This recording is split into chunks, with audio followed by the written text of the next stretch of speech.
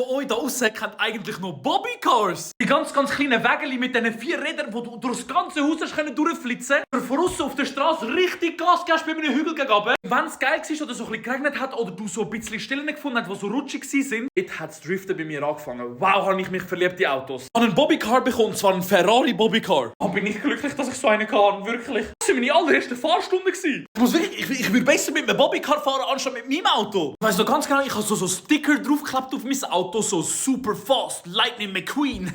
Was habt ihr für ein Bobbycar gehabt? Wisst ihr das noch? Und welche Marke? Welche Automarke logischerweise drauf war? Habe ich das Ding geliebt, wirklich. Das ist wieder für mich etwas, das holt Sachen aus mir raus. Ich glaube, hätte ich damals kein Bobbycar gehabt, ich wäre nicht so fest auf Autos aufgelegt wie jetzt. Es hat so die Zeit gegeben, wo ich nicht wirklich gewusst habe, in welche Richtung ich soll gehen, was ich gerne habe und wie und wo und was. Ich sehe Mustang, ich sehe Porsche GT3 RS, ich sehe andere Autos. What the fuck? Letztens sehe ich einfach wieder ein Kind mit einem Bobbycar da rumfahren.